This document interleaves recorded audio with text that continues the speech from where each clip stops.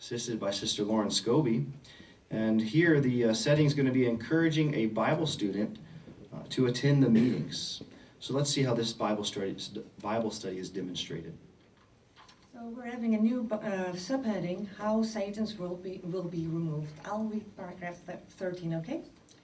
With each passing year, the world is becoming more and more dangerous. It's overrun with warring armies, dishonest politicians, hypocritical religious leaders, hardened criminals.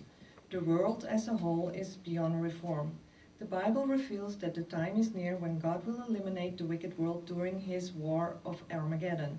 This will make way for righteous new world. So the question is, why is there a need for a new world? Because the world is becoming more and more dangerous. It is overrun with warring armies, dishonest politicians, hypocritical religious leaders, and hardened criminals. Yeah, really good. And in what ways do you see that the world is getting worse? Well, when I go to school, there's a lot of kids who talk about problems in their families, and even when you watch television, when you turn on the news, there's just a bunch of horrible stuff going on. Yeah, it's very depressing, right?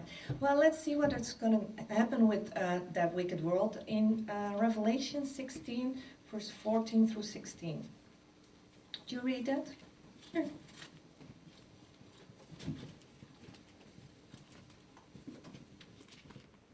They are, in fact, expressions inspired by demons, and they perform signs. And they go out to the kings of the entire inhabited earth to gather them together to the war of the great day of God the Almighty.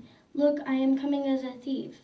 Happy is the one who stays awake and keeps his outer garments so that he may not walk naked and people look upon his shamefulness. And they gather them together to the place is called in Hebrew Armageddon. Yeah, so here we see that Jehovah is going to go and gather all the bad people to destroy them in Armageddon. But it also mentions, happy are those who stay awake. How do you think we can stay awake? By studying and being busy for Jehovah?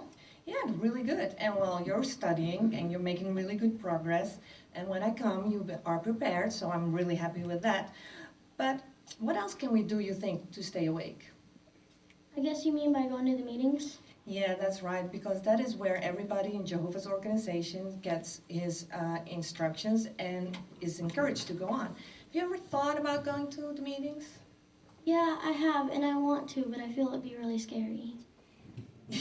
I'm really proud that you thought about it, and you don't have to be afraid, because I won't let you go there alone. I will pick you up and bring you back to the home. But before we make those arrangements, you got to talk it over with your parents if they are okay with it. And then we can go and see how we're going to do it. Sounds like a plan? Yeah, it does. Okay, good. Let's go to the next paragraph. Do you want to read that? Sure. Jehovah God selected Jesus Christ to be ruler of his heavenly kingdom or government.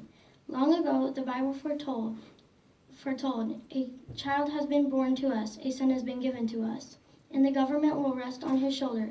His name will be called Prince of Peace. To the increase of this government and to peace, there will be no end. Regarding this government, Jesus taught his followers to pray, "Let your kingdom come. Let your will take place as in heaven, also on earth."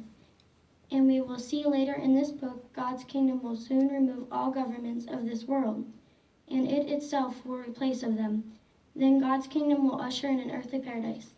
Yeah, so the question is, who has God selected to be the ruler? Jehovah God selected Jesus Christ to be ruler of his heavenly kingdom. Very good. And how was that foretold? Well, in Isaiah 9, 6, and 7, it says, "A child has been born to us, a son has been given to us. The government will rest on his shoulder, his name will be called Prince of Peace. To the increase of his government, and to peace there will be no end." Yeah, so Isaiah is telling you that there's going to be a kingdom under Jesus that will never end. But let's read scripture to confirm that that is true in Daniel 2, verse 44. And I will read that one. You got it? Mm-hmm. In the days of those kings, the God of the heaven will set up a kingdom that will never be destroyed, and his kingdom will not be passed on to another people. It will crush and put an end to all the kingdoms, and that alone stand forever. So here we see that Jehovah's new kingdom is never going to go away. How do you think that will look? Like a paradise without wars. Yeah, you got that right, and I'm really looking forward to it. But let's go to the next chapter heading and talk about it a little bit more.